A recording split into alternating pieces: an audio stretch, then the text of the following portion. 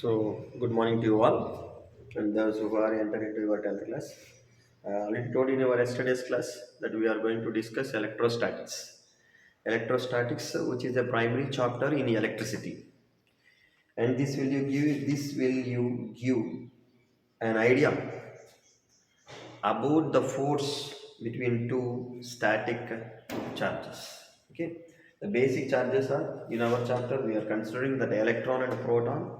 The charge of electron is 1.6 into 10 to the power of minus 19 coulomb, represented with a negative symbol, and the charge of proton is also equals to 1.6 into 10 to the power of minus 19 coulombs. In the name of scientist Coulomb, he has given that unit as a C. Charge of unit for the charge is a coulomb. Now, in today's class, we are going to get idea how that bodies or conductors get electrified. That means it can show their nature by electrification. By electrification, will they get acquire charges or not? There are three methods of electrification. One is charging by friction, second one is charging by conduction, third one is charging by induction. This is your new topic today, and this is your yesterday's topic conclusion. Limitations of Coulomb's inverse square law. Yesterday we discussed about Coulomb's inverse square law, that force between two charges is directly proportional to product of two charges and is inversely proportional to square of the distance between them.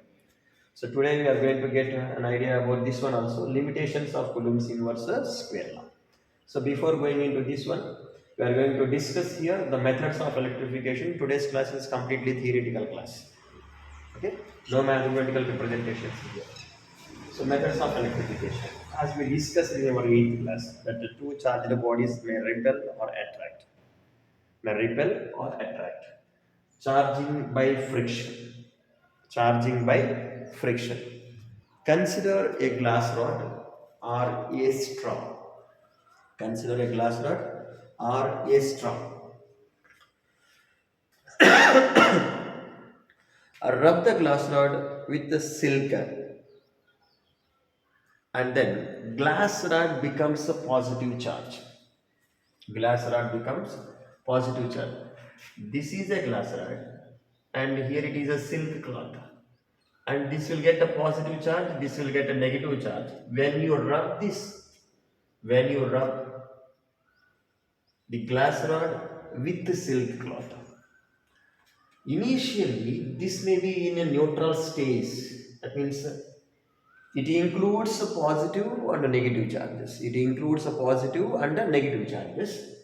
When you try to rub this glass rod with this cloth, silk cloth, then these charges, which are initially in neutral stage, will get separate from one another. That means from here on one side, it will get like this, positively charged on either sides. So this is a two-dimensional view, no problem. Three-dimensional view is this one. This whole rod getting converted into positive. Positive. So electrification method, one is a charging by friction. When you rub this silk cloth over the glass rod, then this glass rod can get charged. That means electrified. Okay, this shows like a positively charged body. This is how we can prepare a positively charged rod. This is a method 1. This is a method 1. And second, charging by conduction. Charging by conduction. You are having a rod which is with a positive charge. Positive charge. Okay, then you are bringing this one very near, almost in contact with a neutral, with a neutral body, with a neutral body. Then what happened? Due to this conduction means here they are in contact. They are in contact. Then this will get electrified. This will get electrified, and whole neutral body becomes like a positive charge. Positively charged body. This became like a positively charged body. So after few seconds, there may be chance of rising repulsive force between them. There may be chance of rising a repulsive force between them, and these two will come back. These two will come back because yesterday itself I told that two similar charges get repelled in your 8th class. Also, you got idea this one. These two are moving backwards because you will get similar charges in the two bodies. So when they are in contact only, this will happen. This is the second method, charging by conduction. Charging by induction. Induction is a third process in which charges are not directly in contact. Look, consider a positively charged rod here and a sphere. So to get idea, this one I am telling solid sphere. And when you are bringing this one near to this one, without any contact, all the neutral bodies get separated like this. On the nearer side, you will get opposite charge for this one. On the far side, you will get the same charge. So this is how all the positively charges and negatively charges get separated. Induction method, induction, induced, prerepinchadamu. So because of this one, the neutral bodies get separated like this. This side will behave like a negative side, and this one will behave like a positive one. Positive one. This is how charges get separated, and in this method, if you are charged this one, we are calling that as a induction method.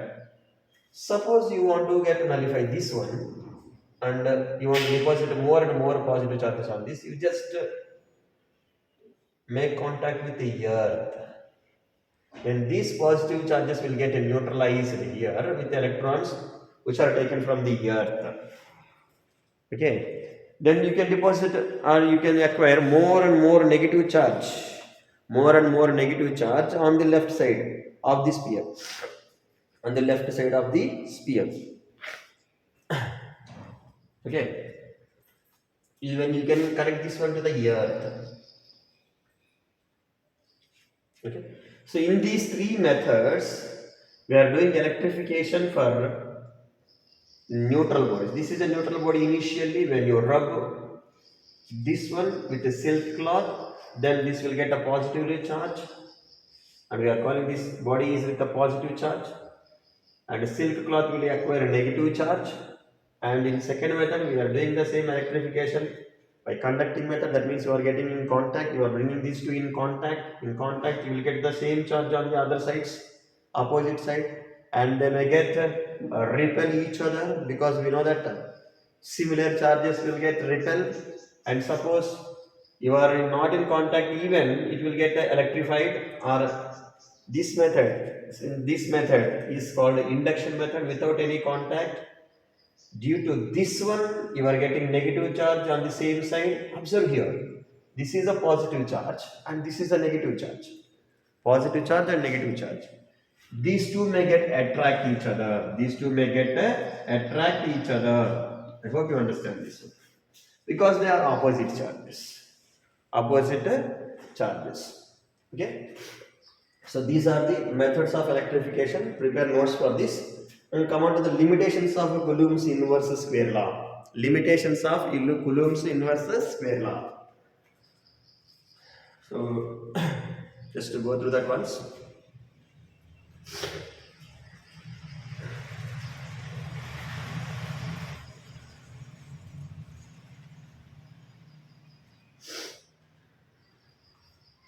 There are two limitations for Coulomb's inverse square law. Take these pictures by pausing this video, okay? First limitation, Coulomb's inverse square law is valid in case of small charges. Small charges. I mean between few electrons and few electrons or few protons. Not in case of a rod. This is a positively charged rod and this is a negatively charged rod. Then what is the difference? What is the force of attraction between these two? Here the Coulomb's inverse square law will get a failed. Suppose these are point sized charges, then you can able to find the repulsive force and attractive force between two charges. Okay, so in this you can conclude like this: Coulomb's law only valid for small charges or point sized charges, not for these type of rods are not in bulk quantity. And second one, Coulomb's inverse square law will calculate force of attraction between rest charges, not in moving charges, not in moving charges. When charges are at rest, then only the force of attraction or repulsion between the two charges are can calculate. If the charges are moving, you may not calculate the force of attraction or repulsion between the charges. So these two are the limitations of Coulomb's inverse square law. So to calculate the force of attraction or repulsion between the two charges, charges must be very small and there must be at rest. Suppose if they are moving, you can't calculate. Suppose they are in bulk quantity or between two charged rods, biggest, you may not calculate the force of attraction or repulsion between the two charges. So tomorrow we'll move further. Some bit a little bit fast in tomorrow's class. Get ready to listen this. So prepare notes for this by listening the class itself. Okay. Thank you. One more thing. If you have any doubt means you can send a message. Don't call. Okay. Bye.